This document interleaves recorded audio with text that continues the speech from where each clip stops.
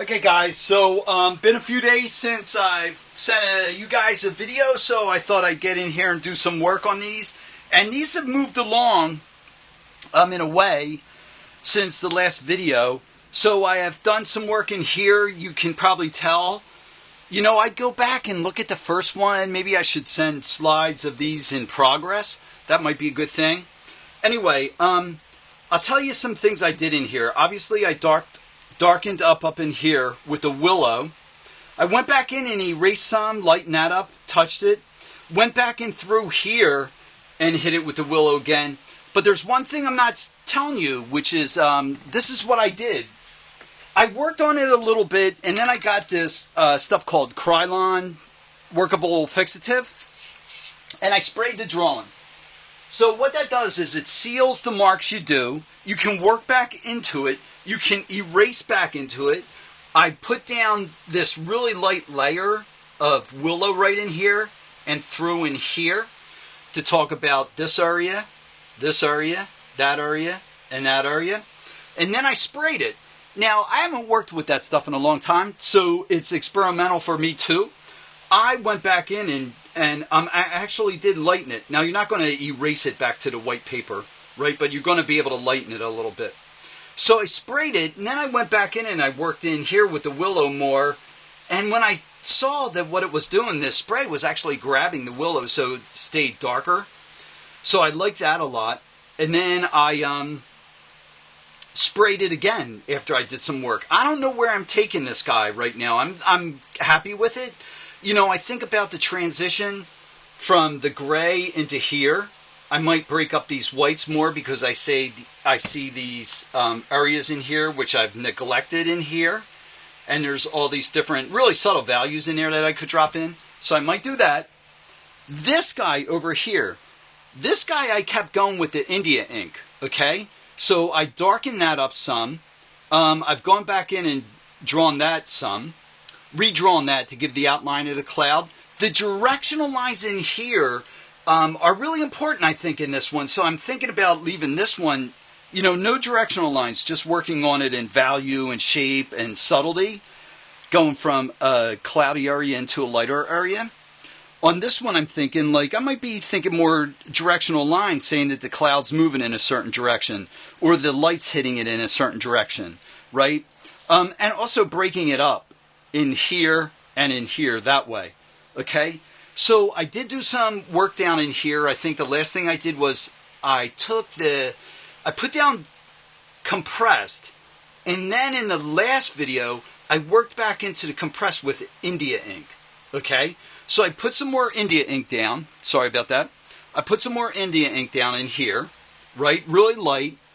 And then I started to go back in with the charcoal pencil, and I'm keying on these areas over in here, right? And so I've been talking about different mark making, groupings of marks, seeing shapes of the marks coming together. And what I wanted to do was work on that a little bit, and I'm trying to see how much time's left on this video. So hold on. 4 minutes, we got it. All right. So I'm keying on this area over in here. And it's not like it's lights and darks working together, right? So I started working on this up in here, brought it down some, and I'm just trying to get the general idea. And what I've decided to do was hit it with charcoal pencil, which is a number 2. So it's not all that soft, not like the 6 or 4, right? And I'm going to just mess around in here and see what I mean, talking about letting my hand work across the page like that. I call it dance across the page. And when I need to, I'm going to go lighter. And when I want to have darker values, I'll drop in some darker values, right? So I'm just going to work this across for the last 4 minutes or so of this film. Work it through here. I might go like, okay, there's a big shape in there.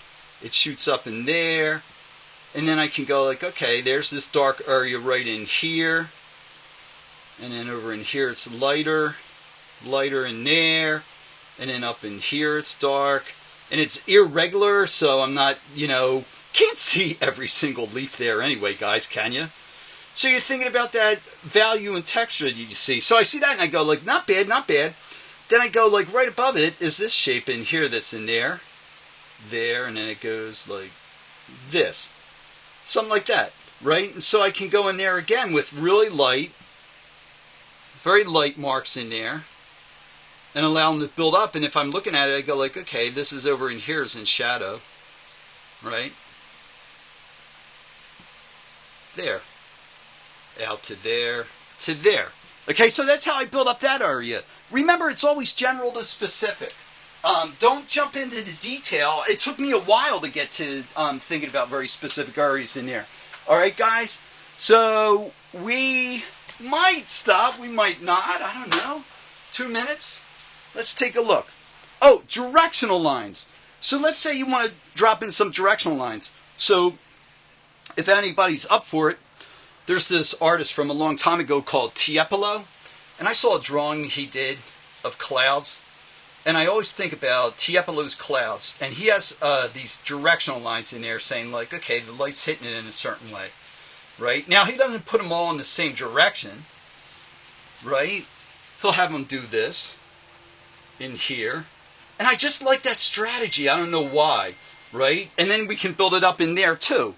Like if we went in and went, now I've got a graphite pencil, right, from the golf course, but anyway, you could go in here with a charcoal pencil and do them.